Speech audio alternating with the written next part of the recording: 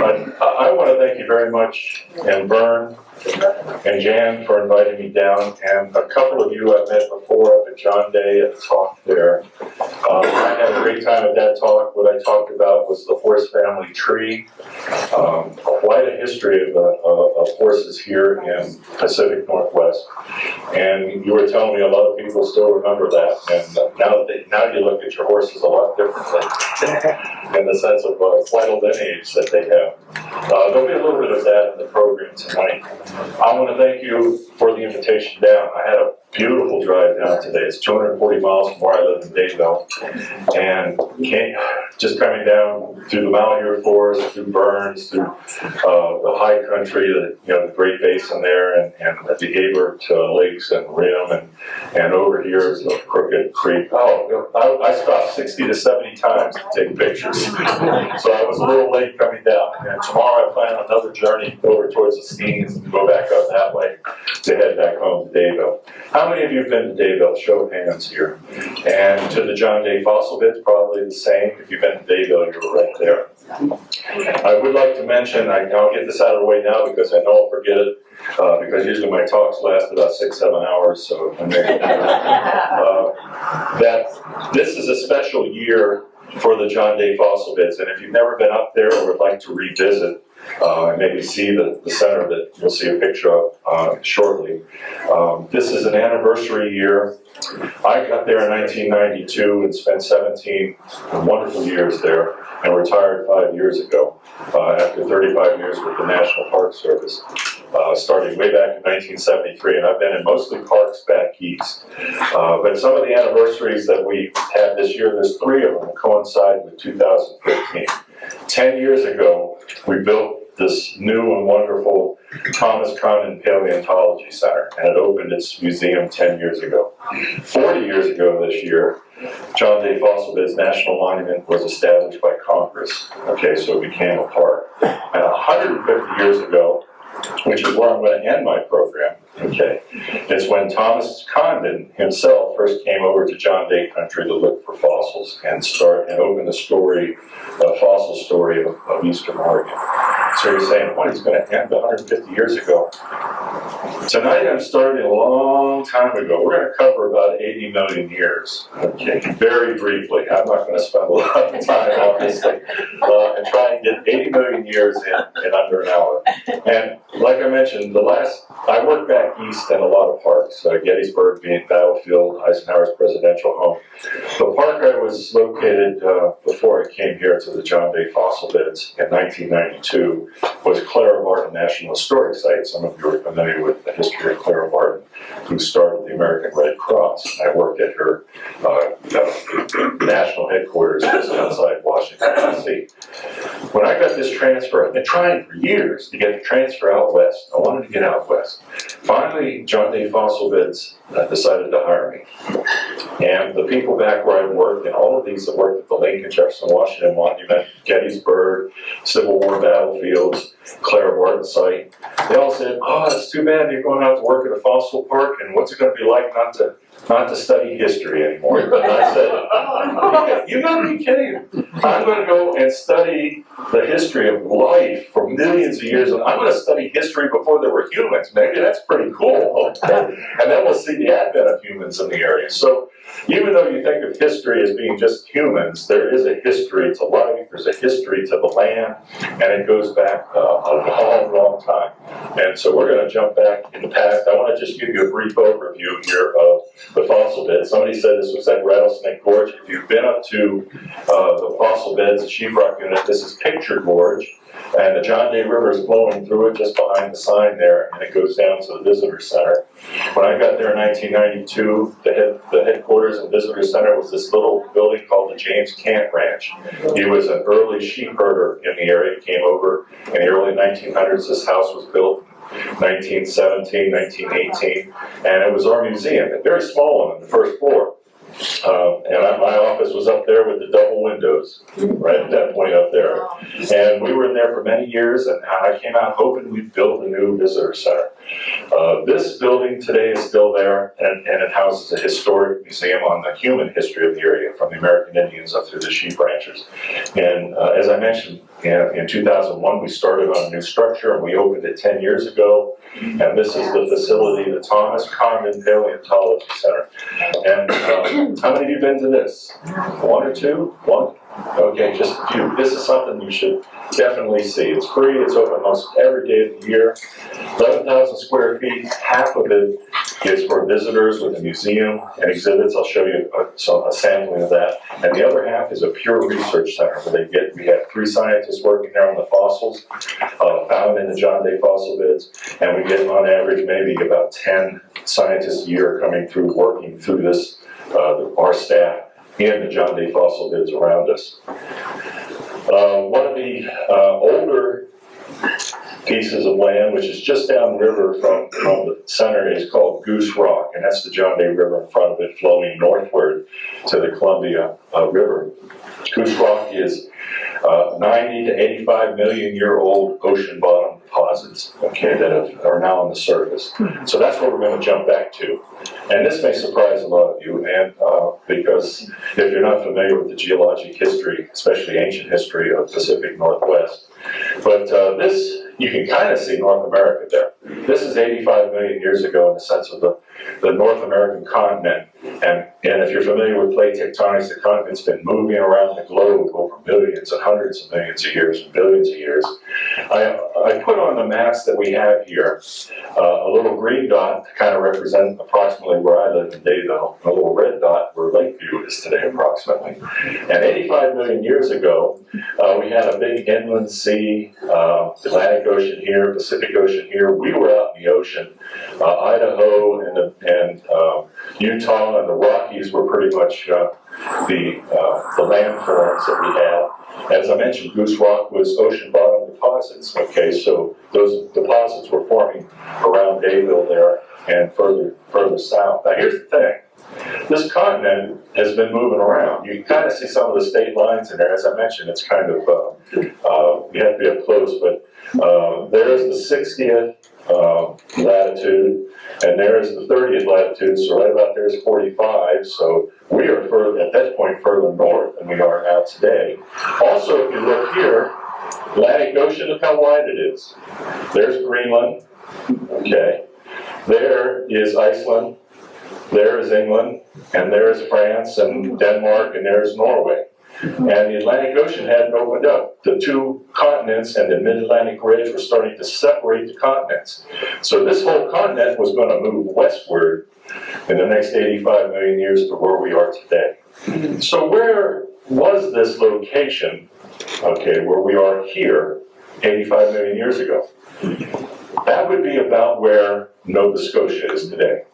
That's where Lakeview used to be, okay, north of Maine. So we traveled a long way, and even longer than that if you go back hundreds of millions of years. But just in this period of time, we have traveled a long way towards the west, and the Atlantic Ocean has opened up a lot, obviously, compared to that. So we jump, and eventually over, again, I'm jumping billions of years now into the development of Oregon and Washington. This was all underwater at one time. Well, the land emerged for various reasons. Some of the islands the continent ran into out in the Pacific Ocean and actually swept up those islands. Some others were volcanic activity. Some was sedimentary material. This is pretty much the landforms today. And there, Dayville, okay, Lakeview, his black line represents the extent of the John Day fossil beds as we know it today. That's where all in that paleontology center we have over close to 50,000 significant specimens, hundreds of thousands more found. All of them come from this region. When I first moved there in 1992, okay, it was only 6,000 square miles, about the size of New Jersey. Now it's over 20,000 square miles. So there has been a lot of research and a lot of scientists coming through this area. And you're down here right on the southern edge of some of the discoveries. So fossils and that down here cover a big span of time also, from basically ocean fossils that were discovered from plesiosaurs and ichthyosaurs up near Mitchell, the town of Mitchell, to when the land emerged. That's when the John Day fossil bed study occurs, and some of those are like the Klarno unit. I'm going to be skipping again through more. So this is about 40 million years ago. The Klarno unit is up near the town of Fossil. Some of you have been up in that area, I think. And just to the west of that, OMSI has a camp there, Oregon Museum of Science and Industry, where they teach kids about fossils. These are lahars, or basically mud flows down the sides of volcanoes that swept up ancient forests at the time. And they're like, I call it like a fossil fruit cake. If you can imagine, the lahar is the mud, is the cake, and inside the little fruit, it's just chock full of broken up pieces of ancient jungle forest. And, oops, I skipped one there, which might have looked like this. This is in the museum, one of the 7 different murals that we have painted. This is a picture of that time period. You can see what we did was we formed the exhibits to look like the rock the fossil came out of, the Klarno.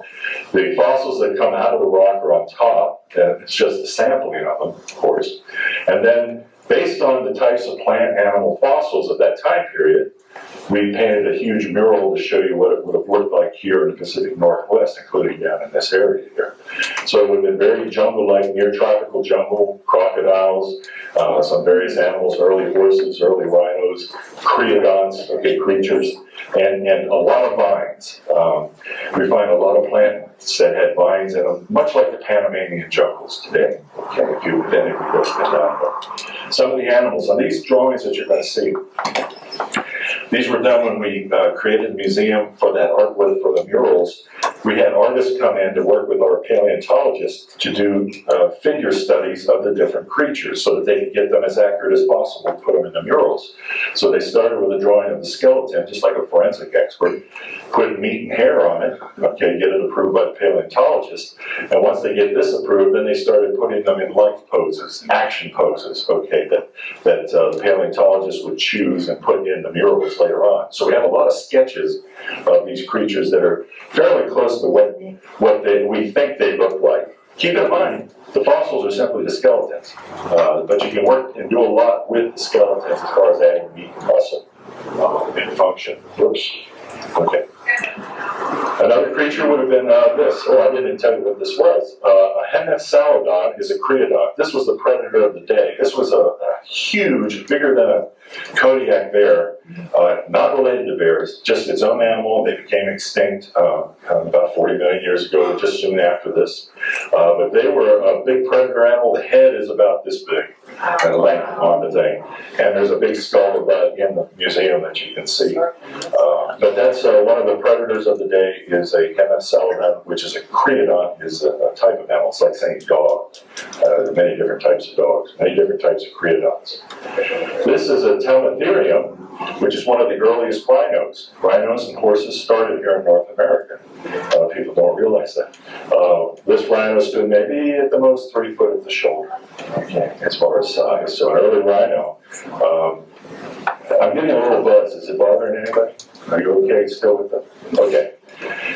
Early horses. If you remember the program I gave before, this is Haplohippus on the right, and Epihippus. We find these in the John Day fossil beds. Some of you are looking at the measurements. That skull is 5 inches long, and it stood maybe 15 inches. We're talking about early dawn horses with 4 toes. Okay. How many toes does a horse have today? 1. So originally, the ancestor of this animal had 5 digits, just like most mammals did. Okay, and humans and primates have maintained 5. But the first horses went down to 4, and you'll see down to 3, and then eventually down to 1 toe. And that had a lot to do with their environment. So we'll jump another 10 million years towards the present from that near-tropical jungle. And this is sheetrock. Some of you have seen it in the brochure. Okay, a very pretty picture of the John Day River flowing towards us, the Can Ranch, and the visitor center is right behind the person taking this picture. The beautiful greenish rock that represents about 29 million years ago. And it wasn't until recently, just within the last 10 years, that we have verified that the ash fall that formed this huge layer of, this is about 1,100 feet tall, this huge layer of green ash came from a caldera that blew out where Prineville is today. Prineville Culver was about almost 15 miles across. A huge explosion back then. We didn't until recently verify that. We knew it came from somewhere around there, but Prineville was the location of this huge explosion. So this represents about 29 to 30 million years ago. And inside the visitor center, you'll see a time period representative of that. See the green rock, okay? The fossils coming out of the rock, including one of the earliest, well, not the earliest, the last known primate that lived on this continent, okay, was found in this time period. Everybody's going, what? The blazes, last known primate, wait a second. Well, you're going to realize the primate family tree, of which we humans are a part of, started in the Northwest and in Canada, in the Northern Rockies, and spread worldwide. Went to Africa, became all the different types of primates, lemurs, monkeys, apes, and then of course eventually in Africa, Homo sapiens and our form evolved and came back. Well, the homegrown group of primates lived until they died out here in North America 29 million years ago. We found the teeth of the last known primates that lived in North America until humans came back to study them, okay, which is kind of interesting. So the time period you see is, instead of near tropical jungle, we have something that's very similar to the Willamette Valley in the sense of hardwood deciduous trees, maybe about 50 to 60 inches a year based on the plants and the types of plants that live there and their needs compared to today. And some of the creatures that lived then, another type of horse. This is Parahippus, a little bit taller, thinner, had 3 toes now instead of 4. And it was a browser, living off basically leaves and twigs and small brush. And what is a grazer compared to a browser? Anybody venture that to raise your hand? At any time, if you have a question, raise your hand and say, hey, John, I've got a question. So, because we're all familiar with grazing. Grazing is very important around here. But let me tell you, at this time period, grazing wasn't even a word. You know, if you were living back then, because there were no grasses. And grazers feed on grasses, okay? Grasses were just starting on another part of the planet, but in North America, grasses didn't exist, so you can't have grazers. You had, all the plant eaters were browsers, living off leaves and twigs, and their teeth were very different. So this is a browsing animal. One of the types of predators they might have had was a nimravid. This is a brachiops, Eusmilus varius. A nimravid is like saying dog again. These ranged in size, cat-like creatures, not cat family. They became extinct 6 million years ago, this whole group of nimravids. But this one was about the size of a cougar. They ranged in size from bobcat all the way up to tiger size. And they filled the same niche in the environment then as cats would today. When these animals died off in the world, what creatures that looked like them took their place? The felids, or the cats. Okay, filled the openings. This is the picture gorge where I opened with. The sign is down there, and the John Day River flows through it. Okay, but the main thing about this picture are the, oh, somebody dropped something right here. Everybody applaud. These layers are basalt layers, and the Pacific Northwest, and this is an overlook, wayside I designed showing you a diagram, and there's Picture Gorge and Sheeprock in the distance there through Picture Gorge. A close-up this is a time period that basically 16 to 15 million years ago, when the whole Northwest was being covered with lavas. And there was about 62,000 square miles of Washington and Idaho and northeastern Oregon, cracks in the earth, and lava just flooding out and covering the land, of course, burning things up, destroying things. You don't find fossils in lava, because fossils are the remains of living creatures, and they get burned up in lava. So when you see lava rock, forget it about fossils. David would have been on the southern edge of this Lakeview down here, and this whole continent is moving, again, remember from the beginning, 80 million years ago, towards the west. But down here in the southern part of Idaho and Oregon and California and Nevada, the land in the Great Basin area was stretching and splitting apart. Okay, and this caused a lot of landforms down here. in this area. Excuse me. As I asked Jan here, after that meal, I'm falling asleep. So she's supposed to nudge me if I go into a quiet period here. So, again, Goose Lake here and Lakeview. But the splitting apart or the stretching of the land, even though all of this is moving west, it's this part of it's moving faster than this part, so it's stretching, causes a lot of breakages. And some of the land goes up relative to some of the land going down, and you're forming a lot of ridge lines through here. Avert Rim for one, Hart Mountain, Steens Mountains, and a lot of valleys. And the Goose Lake Valley here is dropped relative to the side. So that's how a lot of your landforms during the same time period were occurring, about 16 million years ago. Is a lot of this earthquake? Well, it would have. Earthquakes would have been the result of the land shifting, but a lot of it is just incremental slow movement of the land dropping and shifting. Okay, and this whole area is, as I mentioned, is still moving west, even though you can be moving west and still stretching. You know, you can take a rubber band and move it west and stretch it at the same time. And that's kind of what was happening down here. So you have some very interesting landforms down here, beautiful landforms, because of the stretching of the crust down here.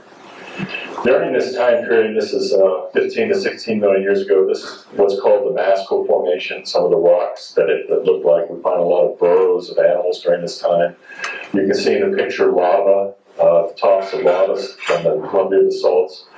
We have more of a savanna with a lot of water, still savanna-like, more trees, and grasses have made an appearance now in North America. And we start to see grazers like camels. Camels starting here, and started in North America also and spread worldwide. We got some rhinos up here. Remember, they've been here a while. Some horses are getting bigger. And we see the first invasion of some strange creatures called elephant-type creatures. The elephants coming over the Bering Land Bridge over to this part of the country.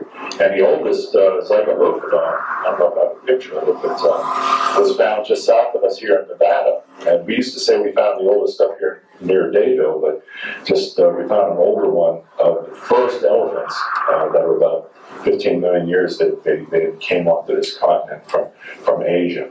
Here's a mare chippus. This is the first grazing horse that we identify in the family tree. And the reason we call it that, even though grasses are coming around and some of the other, there were about 4 or 5 other types of horses living at that time. The reason we call this the first grazing horse is because when you look at the fossils and you look at the teeth, okay, our teeth are pretty primitive compared to a grazing horse today. We have enamel on the surface, and that's the hardest we get. Well, Merychippus and every grazing horse thereafter up to the modern day has enamel and a substance called cementum around the teeth that make it even harder so they can eat grasses. Grass is a very hard substance to eat. And for what reasons? What do you think? Well, it's pretty low to the ground. Probably gets covered with dirt. Can you imagine putting sand on your food as you eat? Okay, you want harder teeth. But the other thing, grasses, when they first came over, they had a special defense that they evolved, which was grit, silica grit, inside the leaves of the grass. And when you look at them, they are in a row. They look like your backbone on you. And that row of silica in cells gives that grass some firmness, but allows it to bend, just like your backbone does. And there's a row of that in there. So when you eat grass, you're eating little bits of silica. So your teeth have to be, okay, stronger. Otherwise, you wear your teeth out quick, and you die. And of course, horses can't eat soup. So they die before they can reproduce. So they had to evolve. And funny thing is, this is, as I mentioned, this is about 12 million years ago. Another 5 million years after that, grasses start to fight back, and they develop what's called C4 grass. These are C3 grasses. In the world, C4 grass came about, and what do you think grasses did in evolution? Instead of 1 row of silica, they developed 4 or 5 rows of silica inside there. So only the creatures with the longest, hardest teeth could live, okay, off of that. And which is why the horses, if you remember my program 2 years ago, horses almost died out, and as far as evolution. Another creature, of course, camels, started here and spread worldwide. They died out here in North America in the last ice ages. We know them over in Asia as the 1- and 2-hump camels. We know them also in South America, because they spread 3 million years ago down to South America before they died out. And what camels are down there? The llamas are one, alpacas, guanacos, and vicuñas. Those are the 4 camels from South America that are descendants of North American camels that used to live here and around our area. And this is a bear dog. Some of you might think you have bear dogs, but you either have a dog or you have a bear. And there's a family tree, bears and dogs, the big branch of each. If you go back far enough, they come from the same ancestor. But at this time period, there was a branch kind of in the middle of its own type, which we call a bear dog because it has similarities of both. But that branch became extinct about 6 million years ago. But we still have bears and we still have dogs. So this would have had features of bears and dogs today, if you can imagine that put together. And elephants came over for the first time. This would have been an invasive species for the day. Zygolophodon, 4 tusks, 2 on the bottom for digging, much like a front end loader, digging into the surface, and then 2 up above. And again, these are artist studies of this animal, how it may have been living at the time. So elephants made its first appearance. We had 4 invasions of elephants into North America. The last 2 being, what elephants? Mastodons.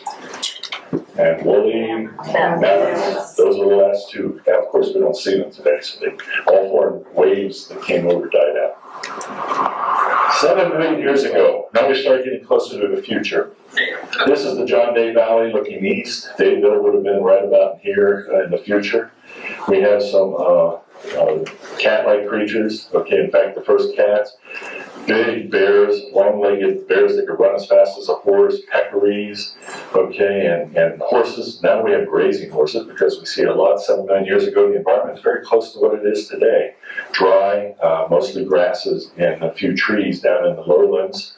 And this event that you see here occurred about 7.2 million years ago. During this time, as I mentioned, Paracocaris, this is a peccary. We had a lot of pig-like creatures at that time living around in this area and up there. A couple other creatures. These start to look more familiar to us. Of course, a bear-like creature called Endarctos, huge long legs, a running bear. Like I said, it was horse fast as far as running down its prey, and big as a polar bear, as far as size. And first dogs. We had dog-like creatures before, but they weren't true dogs until that family tree died out, and then the dog families, the canid family, started to spread. And ground squirrels, and that article somebody sent me about the Oregon beaver. There was an article on fossils recently, and a couple of you remember. Well, the beavers at the time lived much like ground hogs and ground squirrels, so they didn't live and dam things up like I think of beavers. But that event we were talking about, which occurred north of here, was a huge explosion. Again, there's the size of the John Day fossil beds. There's Dayville. There's Lakeview. But somewhere up here, just to the west of Harney Lake, there's an intermittent dry lake called Kpart Lake. I don't know if you've been there. We have found that to be the source of this huge explosion. There were several other explosions down here, but not quite as big as this one. Harney Lake, we think, is a crater left behind by one of the explosions. Kpart Lake exploded. The best way I can describe what happened is that, you remember Mount St. Helens? I think everybody does. And if you remember the early pictures when it first erupted, what happened? The side of the mountain slid off, and then the explosion shot out the side. If the top had come off, it would have shot straight up. But it went sideways. And it shot out for over 10 miles, and 10 miles, like 100 square miles, and burned everything up, because we're talking about a fiery ash flow top. And then after that was over, the explosion, then it just erupted volcanic dust and ash worldwide. But that initial explosion is what I'm talking about here. Imagine up there near Harney Lake. As far as we know, it wasn't a volcano in a sense of something. It was just out of the ground, just like the Yellowstone hotspot. It's just a big caldera. And this blew out, and maybe 20, 30,000 feet, it sent material up into the air by the force of the explosion. This is a picture of a volcanic eruption in Indonesia. But this isn't, this is regular ash. The stuff this explosion threw up threw up particles from ash to the size of houses. And it had weight. I put it equivalent to you taking a bucket of water, and I used to do this for the kids at the camp ranch to show them. And I'd throw a column of water up in the air. And I'd say, well, what's going to happen to it? Before it happens, they take a guess. What's going to go up? It's going to stop. And what's going to happen? Gravity is going to... And when that water hits the ground again, what does it do? Splush in all directions. And it hugs the ground, wherever it might be. It doesn't float through the air. So that's what happened to this volcanic explosion. It gained all that potential energy by shooting up in the air. The weight of it came down and it went splush in all directions. I'll go back to that, from that explosion site. And this stuff, these fiery ash flow tufts, this is one in Indonesia a few years ago, a small one. It travels anywhere from 200 to 400 miles an hour. You don't outrace this. Lava flows will go at the fastest 30 miles an hour. So there's a chance of getting away. But when you're doing this speed, no way. And that was Mount St. Helens, same thing. It went about 300 to 400 miles an hour, shooting out across the land. The temperature in there is about 1,400 to 1,800 to 2,000 degrees Fahrenheit. Burns everything up. So there's no escaping this. Another picture of an ash flow tuft in Indonesia. These still occur around the world. Did you take these pictures? No, I didn't take these. I wonder how far away you were. Well, I'll tell you, if you look at the previous one, you can see there's houses there. Little houses there. And I didn't put a picture in, I should have, with the people in the nearby town just watching this thing go down the hill towards them. And of course they survived, otherwise you wouldn't get the picture out. But these ash flow tufts, the one that we call the rattlesnake ash flow tuft explosion, this is the scope of the area that it covered when it hit the ground and splooshed all over the place. Then you saw this cloud of material, then it settles and it's hot. And it's so hot it welds itself together into a very hard rock. It's called welded tuff. And it could be anywhere, in the case of John Day in that area, from 30 feet to 100 feet thick, when it's finally welded. And it's very resistant rock. A lot of people make homes out of the material because it's very carvable. Okay, you can carve it. But the picture on the right today is where exposures of these layers are still visible on the surface of the land as you drive. And they're usually the rim rock. And I'll show you. This is David. You can see that tuff, and you see rock like this, especially around burns. There's several layers because of several explosions. But this is the membrane I'm talking about. That's 90 feet thick, up at the thickness there. And that, keep in mind, remember, it was flowing like a flood, except steaming hot particles that will burn up anything. But it was flowing along the base of the valley. It wasn't going over mountaintops. It was flowing down just like a flood would. So the bottom of that layer is where the valley used to be 7.2 million years ago. And because it is so hard and resistance, that the layers on either side of that layer basically eroded down past it and left these high rim rocks that we see around us because it's such a hard layer. It's like putting a big pot of dirt, putting some dinner plates on the dirt, and taking a hose to it. The dinner plates will protect what's underneath it from the hose, and the stuff that's on either side will wash away, leaving the plates, with the soft material up higher. That's kind of what's happening here throughout this area. Even you see it, here it burns. 7 million years ago, then we jumped to just a little over 7,000 years ago. So in other words, 1,000. 7,000 years ago times 1,000 is 7 million. So much, much closer to the present. And west of us here, we had a huge mountain. Anybody know the name of that mountain? Mount Mozama. Mount Mozama. And I'm going to tell you, because we'll get into it here just shortly, there were humans that worshiped this mountain, and suffered through the explosion of this mountain. But of course, Mount Mozama exploded. And the remnant of it is basically, it blew its top and filled with water and became what we know as Crater Lake today. Very beautiful area. But this lake was largely undiscovered for so long. Even the American Indians were loath to go up there and look because it was a holy area. But you really couldn't see it. I think we're somewhere down over in this area looking to the east. But Crater Lake explosion was another massive explosion that affected this area. And the Crater Lake explosion, when you look at the thick layers of deposits, was a huge explosion. And this is the extent of it, all the way up in Alberta, all the way down here in Nevada, into Montana. This is where you see thick layers today. You could actually go to Iowa, way over here to the right, and still see thin layers of Mozama today, if you dig down right. But you will see this in your journeys throughout this area down here, if you look carefully. And you probably wondered, because you can see the size of that. This is an example near Dayville. All that ash from that explosion covered the land. It was white. And then the rains, it would cover. See, there's some of that ignimbrite from 7 million years ago. Okay. All this land would have been covered with Mozama ash, and the rains would have washed it down into low-lying areas, down into the creek valleys and areas where roads usually have road cuts. Okay, today, and you'll see, this is here, a close-up of it, is Mozama ash. It's almost pure white. And I know you've noticed some of that, and it's very powdery. Picks them up, throw it in the air, and Mozama is flying again. Okay, I mean, that's how. But it's only 7,000 years old. And when you see layers of this, particularly at road cuts, you'll see them. And they can be anywhere from 3 feet to 6, 8 feet, depending on how much is washed down into that area. That is the remnant of the Mount Mozama explosion. And then I saw a couple in Crooked Creek right here, exposures on the way from here up to the Abert Rim there. So. Well, as I mentioned, now we'll start getting into what we would say history, is that there were people that witnessed the Mount Mozama explosion. In fact, I don't have some of the lakes down here, so we're pretty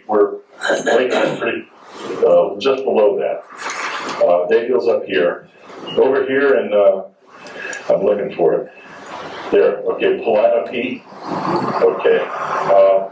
Archaeologists found a campsite about the time of the Mount Mozama explosion, and it's like the campsite was covered in this ash, and it was like the people just left. It's like we were having dinner, and all of a sudden we had an emergency. Left. It was just covered. These people fled from something, and so it was an obvious transition because there was an explosion in a different distance. No bodies, just a campsite, food, utensils, just left where they were, getting covered. So there were people in this area at the time. In fact, I read something about Lakeview in this area, that there was people in this area as early as 14,000 years ago. I don't know if anybody's heard anything different, but it's one of the earlier areas, because the people came in from the north along the Columbia River, and they had a different language from the people from the south. The Sahaptin language is up here in the north, and they started spreading into the Blue Mountains. Down here, the Shoshonean language, and all those tribes came from the south and worked their way northward. So I would imagine in this area, you would have had Shoshonian, what would have been the ancestors of the Shoshone 14,000 years ago. These today would have broken up eventually into these tribes. Again, down here is, at the bottom of the screen would be Lakeview. But over to the left, we had a sort of a ocean tribe that came over from the valley, the Modocs. But the brown represents the Shoshonian background, the Shoshonian language, the Paiutes, the Bannocks, and the Shoshone. And then these represent the Sahaptin language, and the Nez Perce had their own language as far as their background. And in the middle, the John Day Valley here is kind of where these two groups started to overlap. So we have a lot of overlap in the John Day Valley, Picture Gorge being one of them because of the American Indian pictographs there. So down around here, I would imagine Modoc and Paiute, in the last couple hundred years would have been in this area, if I'm not mistaken. Right.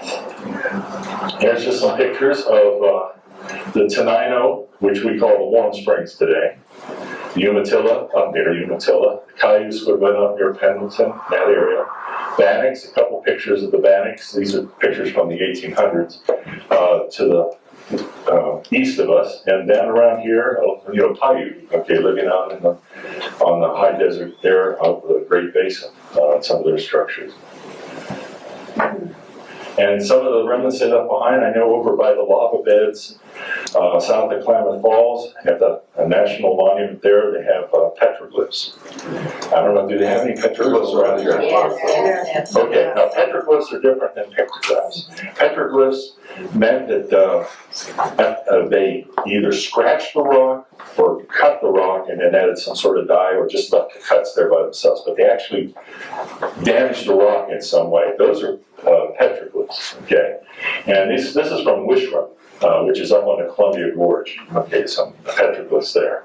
And that would have been probably Tenino, okay, Warm Springs. And then here in Picture Gorge, which is why it's called Picture Gorge, because of all the American Indian pictographs, and that's at the John Day Fossil Beds right where I live in Dayville, we have what's called pictographs. And these are finger paintings. Basically, they took paint and they used their fingers on the rock. You know, the red could have been iron and some blood in it and some other mixtures, some fats from maybe egg yolk that would have allowed it to last. But basically, they didn't damage the rock other than paint on it with their fingers. So you have some pretty interesting designs all through Picture Gorge.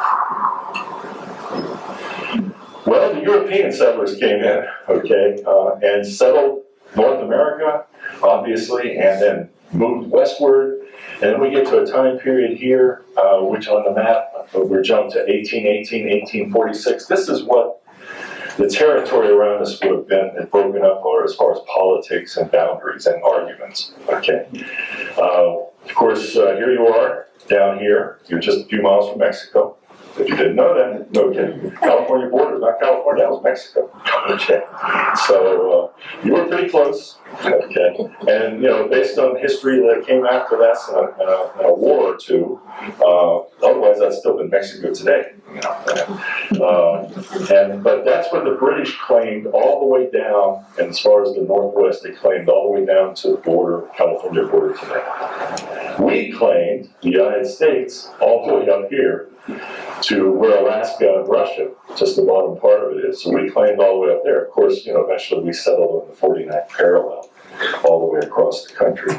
But there was, during this time period, the United States is here, Rupert's Land, which is today, most Rupert, Canada. Has anybody, now this is, I love doing these programs because when I do research, I always pick up new things I've never heard of, never even thought of.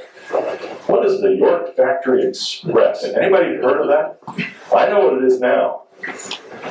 But keep in mind, there were two companies, the British and the United States, vying for this area around here, building forts. The Oregon Trail started to come in late in the 1840s, but before that, this was largely this unexplored area. So there were two companies vying for trade and exploration, and what were the companies? Can anybody recall those companies? They were, the Hudson Bay Company, and they were with the British. And the Pacific Fur Company was the United States contingent. That was at Fort Astoria, and also down there where Portland is today, and Fort Vancouver. Eventually, both of these, the Hudson Bay Company and the Pacific Fur Trading Company, started working together.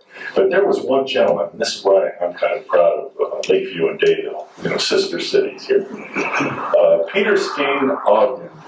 How many of you have heard of that name? We share an explorer that discovered us for the first time. Well, I'll put it this way. The first European explorer to come through Lakeview and to come through the Dayville area was this gentleman.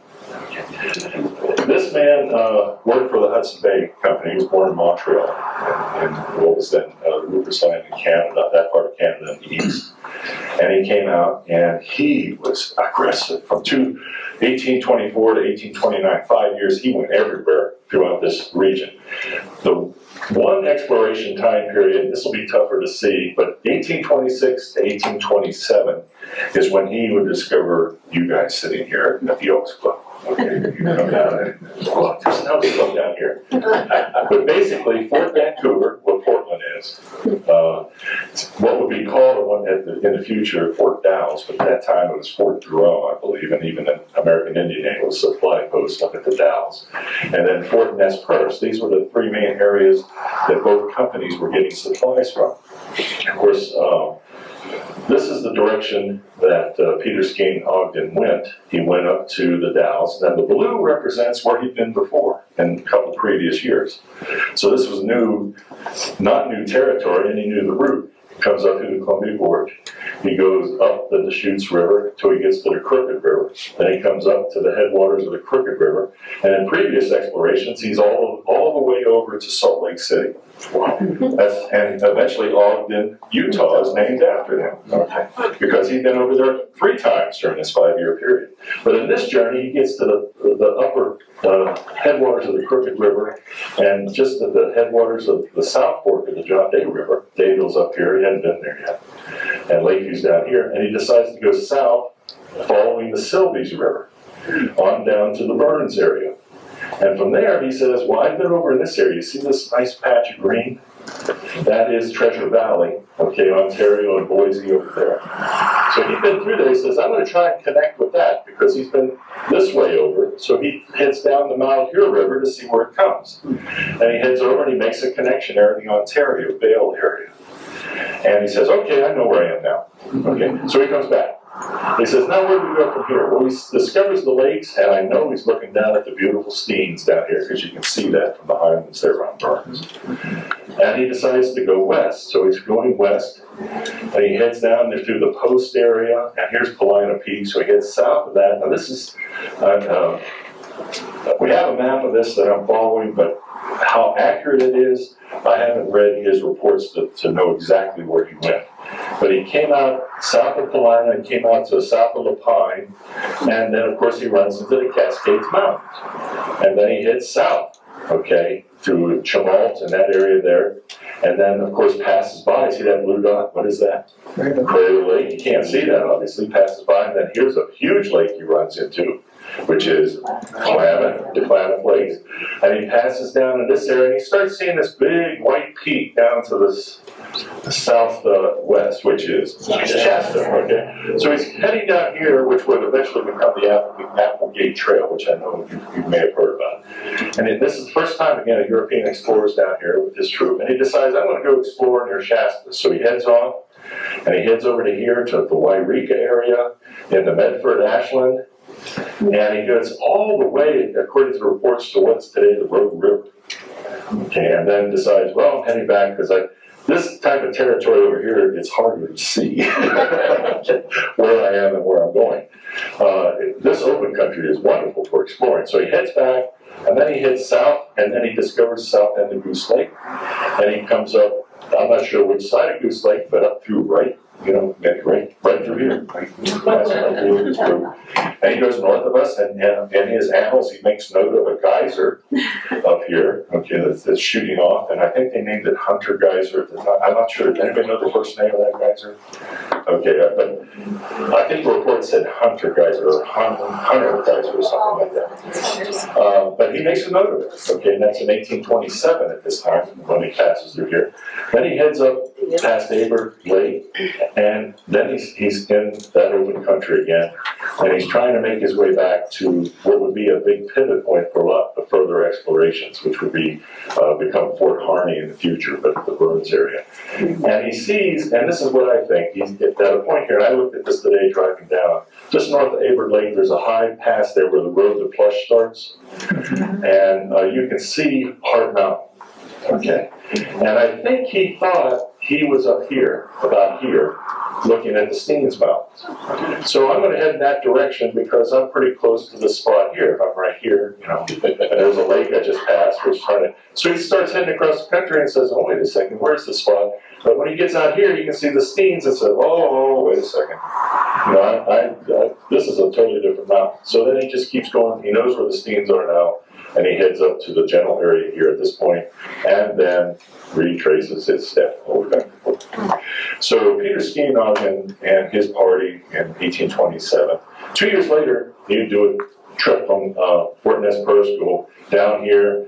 He'd pass all the way down into Nevada, go across Nevada, the top of Utah, to Wendover, if you're familiar with that, across the Great Salt Lakes to the Ogden area, come all the way back, come up through here past the Steens, and then to this point, again, a juncture point, head north and decide, hey, I'm going to go up the South Fork. So he goes up the South Fork to the John Day River, down the South Fork, hits Dayville, goes up to Kimberly, to Monument, Ukiah, and eventually back up.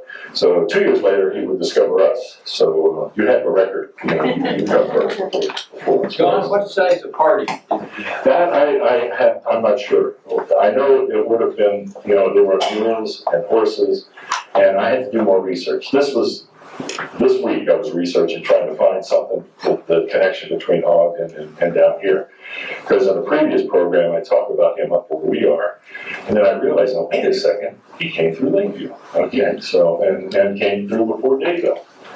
This is a picture of him, 1854 he died, just at the daguerreotype just before he died, before the Civil War. Out of this country, were there many Indians at that time? Didn't look like there'd be enough there. So it sustained very big. His report, if I can go back, I'm not sure.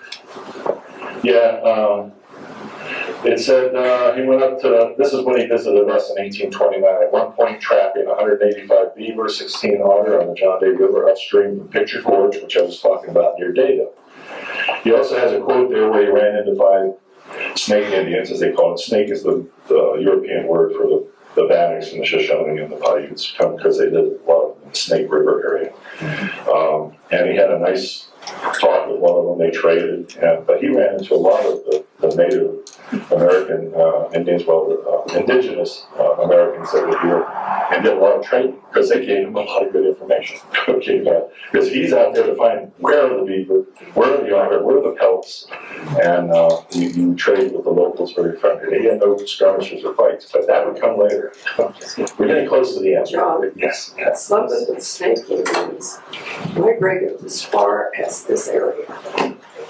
Well, like, as I mentioned, the Paiutes and the Bannocks, they were all called snakes by the Europeans. Yeah. So they had their own tribal name, but that was the name that the Europeans up on the Columbia River gave to that whole group of Indians that lived down near the Snake River or down in this area. So that was, they didn't call themselves the snakes, but if you have the records, it says Snake Indians. It could have been a Paiute or a Bannock, but that was our name for them at the time. So just like we call it the Warm Springs, but the Tenino is there. Right. Well, things would change, as they always do, and it's a 4-letter word, gold. Okay. Down in California, way down here against Summer Lake, and you're south of this down here. California, of course, we're in the 49ers. Okay. Well, in 1861, up here near Baker City, the red line represents the Oregon Trail, and there's Fort Dalles there. And there's Ontario and Vail. And in Austin, just outside Baker City, gold was discovered. Okay, and then soon thereafter, near Sumter, and the Greenhorn Mountains, gold was discovered there. Well, down here in California, in this area, gold wasn't panning out as well as it used to be in the years before, so the gold miners had to make their way up here for the new strikes. So they crossed the country in various ways. There's no trails or paths here to make their way up towards Baker City. Well, en route, some of them came down the Canyon Creek, Canyon City area and through there and discovered gold there. Eventually, over the next 30 years, $26 million worth of gold was taken out of Canyon City area, which is a lot of money in today's terms.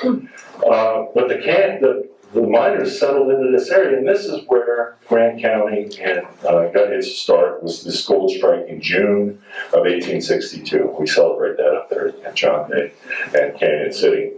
And in the next few months, by the end of 1862, there were over 10,000 miners in this area, and that was bigger than Portland as far as population, the biggest city in Oregon. And there was still a lot of miners coming from California, but they also had family, so they sent for family. And here you are, Goose Lake, the old Applegate Trail, which was one way of heading west. The Oregon Trail was another way, okay, earlier trail with the Applegate form. And then there was a little side branch that went down to Wairika called the Wairika Trail. I'm sure some of you have heard of that. The miners coming up from California would go on this trail and they'd get to this point, and they went cross country to basically the headwaters of the South Fork, and then down the South Fork to Dayville, where I live, and then up the well, not a military road at that time, but a new road that was forming between the Dalles and Canyon City to bring supplies into the miners and to take the gold out under protection of military troops in 1862. What's happening in 1862? Civil War. And Lincoln, the war is costing Lincoln, and keep in mind I worked at Gettysburg and several Civil War battlefields, $100 million a day. That's big bucks in those days. So a gold strike like this in the new state, Union state of Oregon, was important to get the gold out for the war effort. So the volunteer cavalry that was formed in Oregon after the regulars went back to fight in the East Coast, they escorted gold out because of fear of the American Indians here, and also Southern miners. I don't know if you realize that, but Canyon City, if you go to Prairie City there, right to the east of it, there's a place called Dixie Butte. There's Beulah Reservoir down here, Chickahominy Reservoir. These are all southern names because there were southern miners over there trying to ship gold out for the Southern Cross at that time period.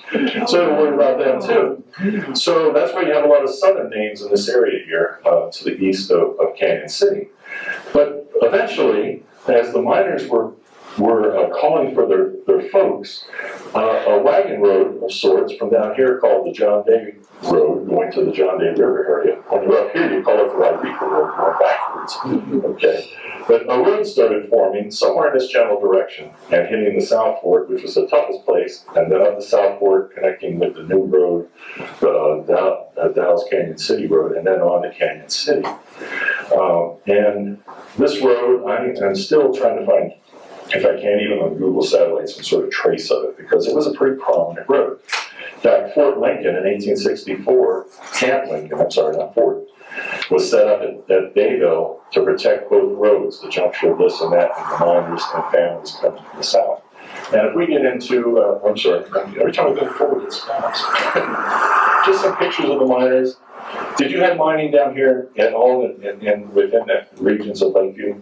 Was there any gold or towards the California? Okay, so you might have seen things. This is a miner in Canyon City, late 1800s. This is the Camel Chung Museum, or the Chinese Center in John Day. That John Day didn't exist. The town where John Day is was called Tiger Town. That's where the Chinese community lived, in the Camel Chungs. And eventually, when the miners left, including the Chinese miners, which came over in droves, it was taken over and turned into the town of John Day. Canyon City was there, though. Then we have the John Day dredge. There's a Sumter dredge. There's several dredges for gold. And one of the more horrible aspects of gold mining was the big spigots that they would turn on the hillsides, just wash away entire hills, and the stuff coming down and catch the stuff down below and try it. But there was a lot of damage done, so much so that by 1860, about 1875, they started banning this type of, because it was destroying the land. Yeah, hydraulic mining. This is I've given a picture, a copy of this to Vern for your edification. There's a website on here. How many of you have seen this before? Good. 1976, our bicentennial, the Oregon National Guard put this together. It's basically a compilation of all the forts, camps, and military forts, camps, and roads in Oregon. Okay, pointing out where they were, a little bit of history, including the Camp Warner over here. You can go online, and this blows up big, so that you can really focus in and copy sections of it. It's not a small map. So Vern has the information, or just go on Google and go Oregon forts, camps, and roads, and it'll pop up. You'll see in the images. A wonderful piece of history that the National Guard put together as far as military history. If you focus in on this, though, and we're going to do a little bit of that, the military roads, and there were some over here going from the valley over to the coast. Here's the Dalles, Canyon City, going down to Canyon City, and eventually on to Boise. Boise was a big military post over here, so all the roads that they were going to build were supposed to head to Boise in the most direct manner possible. Well, 1865 is when the military and the federal government officially set this up under the jurisdiction of the Oregon state governor and his officials to build military roads. But the politics at the time were that we don't want public servants and we don't want the federal government or any government involved. We want to get these contracts out to the public and let the public do it. There were very few contractors that could cut roads into this part of Oregon, any part of eastern Oregon with any efficiency. And basically those that did put in for bids, it was for basically profit and scams. And what happened was, as an example, this road was pretty much established because of the gold strike. There's Dayville, and this Dalles Canyon City military road was built even before the military made it official. They built one from the Willamette Valley and Cascades. It went to zigzag a little bit, but basically connected and went to Boise. The one that came from Eugene is the Oregon Central Military Road. And the most direct route, when it got over the Cascades, just south of Chaumont, south of the Pine there, should have gone east. Okay, and if anything, connected up here to make the most direct route to Boise. Or even possibly cut down, you know, in this direction. But where did they go? They went straight south. Okay, down to the Klamath Lakes, then across beautiful country down here, over here to Lakeview and up through Zings. Why did they do this? Well, the private companies that built the land, for every mile that they built, they would get 3-mile wide swath of land on either side of it. So, and it would be their land. Okay, so I'm going to go through the best land I can find, okay, because it's going to be my land. And so, in other words, if they're on this road, 1.5 miles either side of wherever they are on that point is theirs. So they went through some of the most beautiful, and they did terrible work. The Oregon officers from the governor just sort of bypassed the game, but this road ended up, okay, through some of the most beautiful country down through here in that Lakeview area. 870,000 acres of land they procured, these companies and investors. This is going to be big business. The problem was that they didn't claim the land. The government said, this is your land, and it's on the books as your land. But I didn't claim it, okay, knowing it's my land. Why didn't they claim it? Because they didn't pay taxes on it. So they held on to it for decades so that the land would accrue value. Now, in the meantime, settlers came in, and they're starting to try to use this road, which is impossible. The double insult is they're making them pay tolls on roads they can't even travel. And there were so many complaints by the settlers, especially that all their good land was grabbed up, that the federal government stepped in, and in 1893, via a Supreme Court decision, they took all the land back. Of the 870,000 acres, they only got about 600,000, all 2/3 of it back, and then put it out to private use. Okay, but that was a big scam, and that's why the road came south through here and through your area. Okay, it's beautiful land. You get that land and lock it up, basically, in doing that. So there's some lessons to be learned from this. Okay, that if you're going to put it out to private sector, you got to be sure that someone's watching what's going on and supervising it. I don't care who you work for. You want work to be well supervised and not just left to do what they want. Because this was an interesting turn in this direction. I could see them coming down through here, the Summer Valley in that area, and maybe connecting down through here. But the most direct route would have been to connect right there through this well-known area of Fort Harney.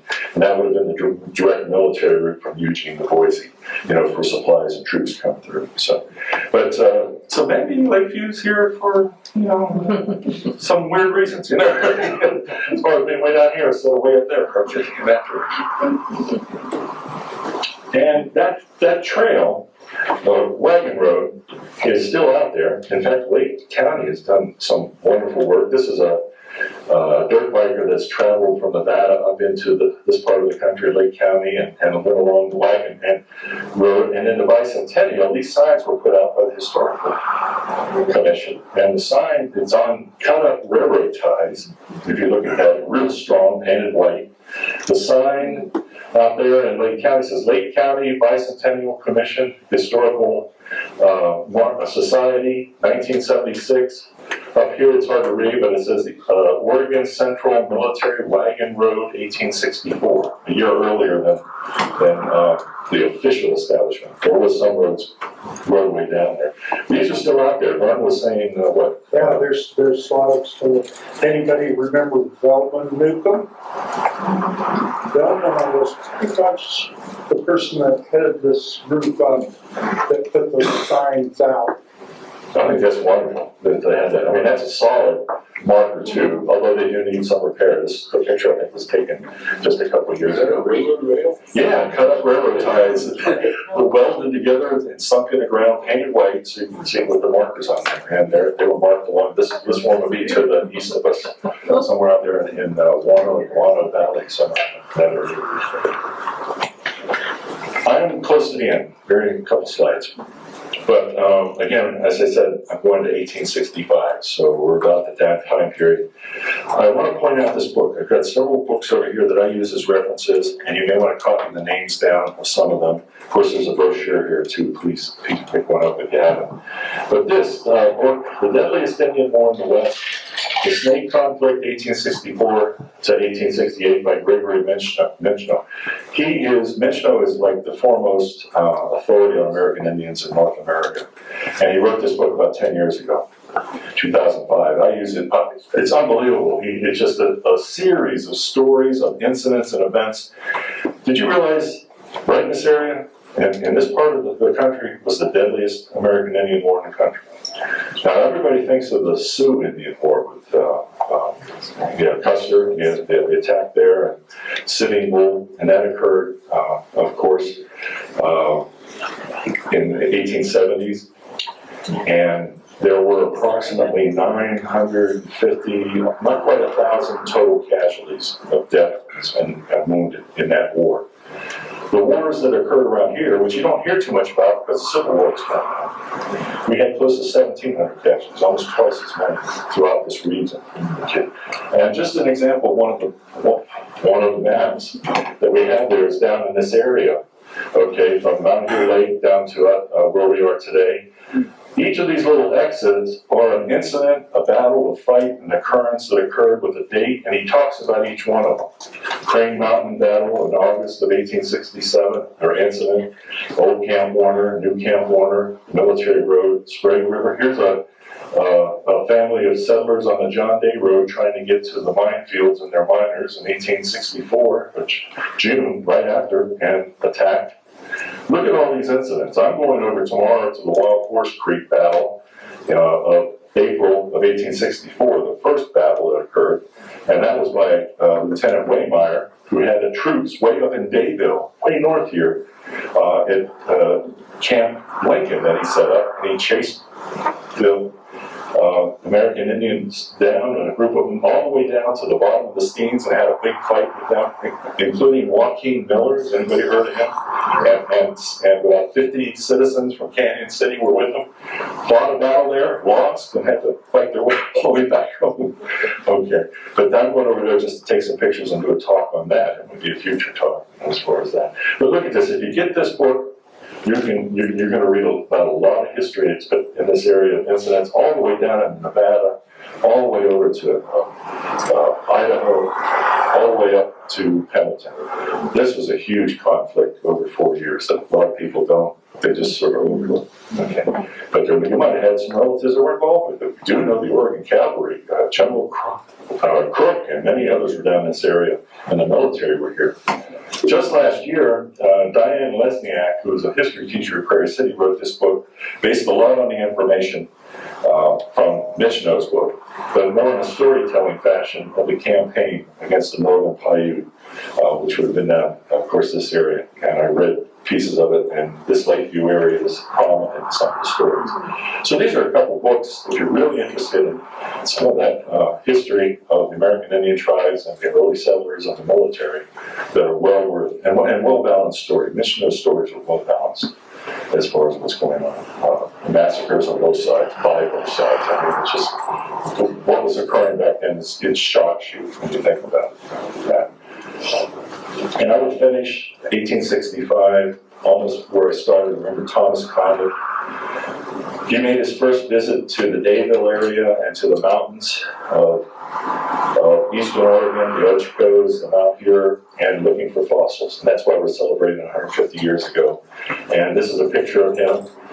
Congregational minister from Pennsylvania who came out to the valley, Lima Valley in the 1850s, finally settled in the Dalles, was setting up his congregation. But his father was a stone cutter, and he loved rocks. And he started getting, from all those soldiers coming down the military road from John Day and the campsites, the soldiers would listen to his lectures in the Dalles, and then they would go collect things for him and bring it back. And finally, in 1865, he made a visit down to the John Day Valley and discovered all these fossils and made it known to the paleontologists at Princeton and Yale.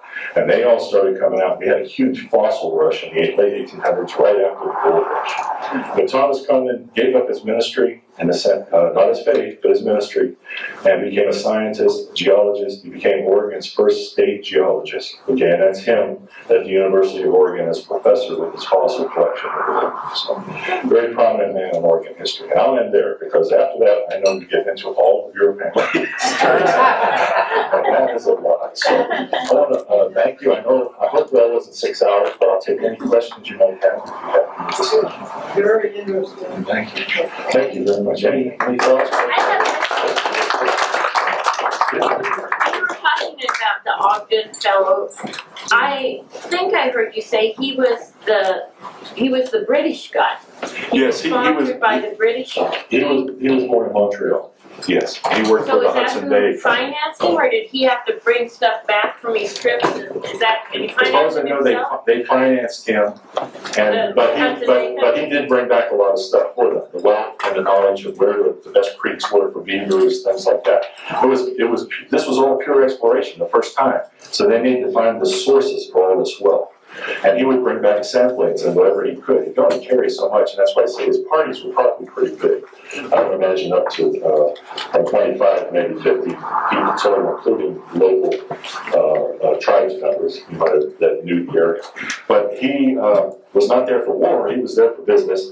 And there were a lot of other people doing the same thing for the Pacific Flow Company and for the Hudson. But he was the most aggressive. In 5 years, I don't know how many miles he went, but if you pull it up, you'll see a map, and he was everywhere for the first time. You know, and seeing things. So he's if you've been up near north of Redmond and before Madras, there's the Ogden Scenic Pool on the Crooked River where he went through.